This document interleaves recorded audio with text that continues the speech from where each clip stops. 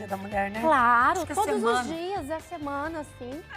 A Larissa está aqui hoje porque nós escolhemos um tema muito bacana, importante falar nessa semana do Dia Internacional da Mulher, que é como nós, mulheres, lidamos com a pressão das tarefas do nosso dia a dia. E são muitas. Meu Deus, aí escolhi Inúmeras. uma foto, olha, falou, foto mais explicativa que essa, não tem jeito, porque eu tenho certeza que inúmeras mulheres agora, neste momento, estão se vendo nessa situação. Um polvo, uma polva. Exatamente. São tantas tarefas, tantas atividades Deus. diárias. E quanto tempo tem o dia, Andréia? Mas alguma 24 coisa tem de horas errado só. nisso, né, Lari? Porque nós mulheres, olha, é a atividade física que a gente fala que tem que fazer, é o filho que leva para o futebol, é o supermercado, Sim. é a comida, é o carro, é o bebê, é é a beleza. É o profissional, e temos 3 períodos para isso, e só 24 horas e 2 mãos. E vamos pensar naquelas tantas mulheres, Andréia, além de fazer tudo isso, essa sobrecarga diária, também lida com aquela crença de que eu tenho que fazer tudo e tudo perfeito. E a perfeição, ela é a ausência de erros, a ausência de falhas. E nós somos seres humanos, somos mulheres. Então, será que dá para atingir essa perfeição que tantas querem, dar conta de tudo? Não dá. Meninas, nós estamos ao vivo. 3027 9622 é o nosso WhatsApp. Já podem começar a participar. Que enquanto isso, Larissa, eu queria saber exatamente isso. Como nós lidamos com tudo isso na nossa vida, no nosso dia a dia, sem pirar. Exatamente. Vamos lá dar uma olhada, porque tudo parece urgente. Tudo é urgente, tudo é emergência. Se eu consigo, Andréia, um tempo para analisar, um tempo comigo mesmo, para ver o que realmente eu quero, realmente necessito me respeitar um tempo, ter aquele tempinho diário só para você. Você vai conseguir reciclar e verificar dentre todas essas atividades o que é prioridade. É organizar, não é falar, isso aqui eu vou deixar de lado. Não, mas vamos ver nesse dia o que é que eu consigo fazer, o que é prioridade para mim? Porque o que vem em contrapartida? Quando nós desejamos fazer tudo para todos e tudo com perfeição, o que acontece? A gente não consegue atingir aquele ideal. E quando não se atinge o ideal, vem o quê? Frustração. Frustração, insegurança, ansiedade, depressão. E se você não está bem com o seu psicológico, vai afetar todas as outras áreas.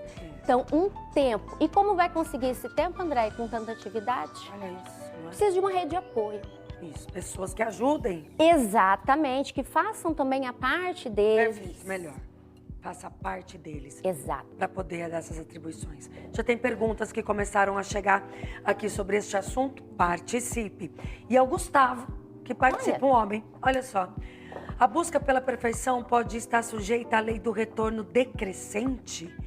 Quando insistimos na perfeição, podemos acabar sem nada? Você acabou de falar disso. Exato. É o tudo quero, nada tenho.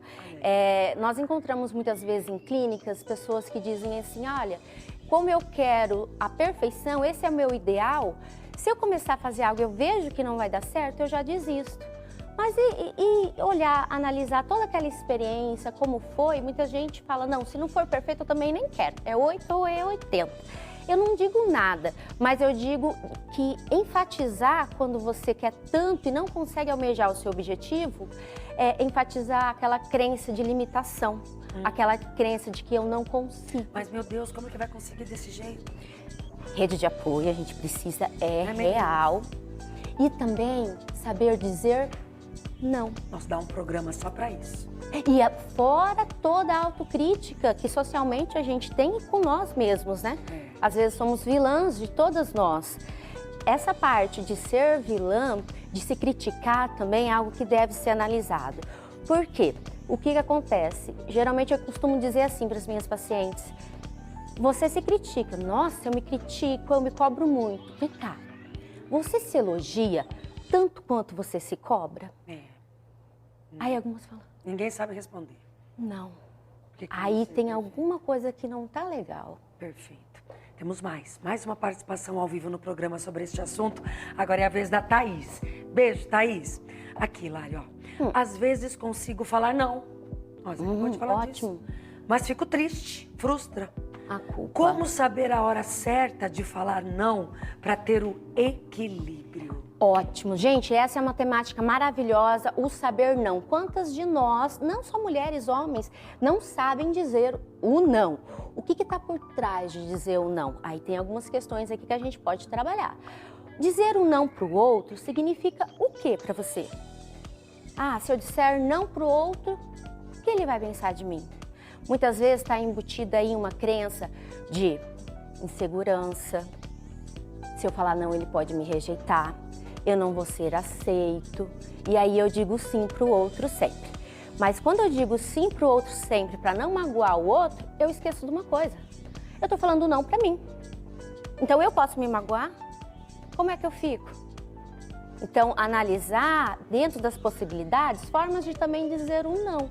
Olha, eu não preciso falar aquele não seco, mas dizer assim, olha, nesse momento eu entendo, André, que agora você precisa muito de determinada coisa, mas nesse momento eu não consigo atendê-la. Quem sabe numa próxima, mas nesse momento eu tenho que priorizar outras áreas. É importantíssimo, acho que é uma Saber das palavras dizer o não. mais difíceis de dizer é o não, mas quando a gente aprende, você vai ver como você vai prosperar.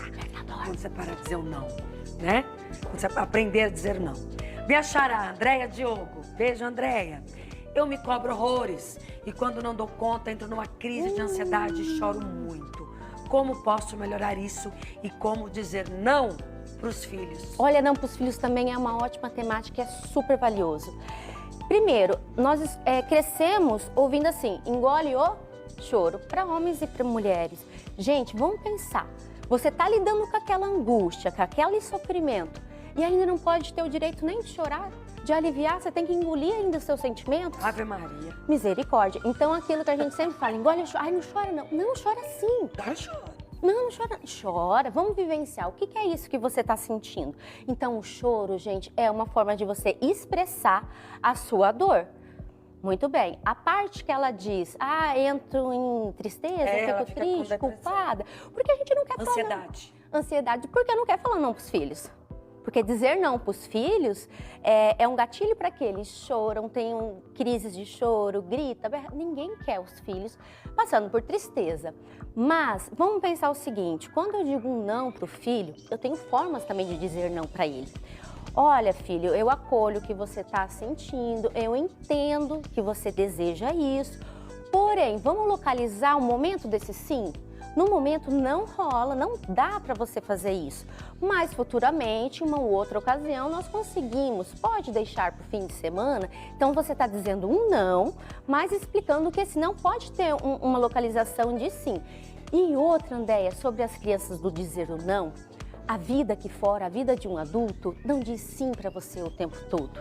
Quando você ensina essa criança a entender responsabilidades, lidar com frustrações, ela vai entender que lá na frente ela não vai ser o centro do universo, o mundo nem toda vez vai dizer sim para ela, porque senão crescem crianças, adolescentes que se revoltam e não conseguem lidar com as suas próprias emoções diante de uma rejeição, diante de um não da vida. Chegou uma mensagem de uma telespectadora ao vivo, é a Ana Lúcia. Beijo, Ana Lúcia. Ainda temos que estar belas e formosas pro marido à noite. Gente, essa questão da beleza, vem da antiguidade, né? E a mídia, ela vem fomentando cada vez mais isso. É raro ver pessoas sem filtros e influenciadores mostrando, olha, esse é o corpo perfeito.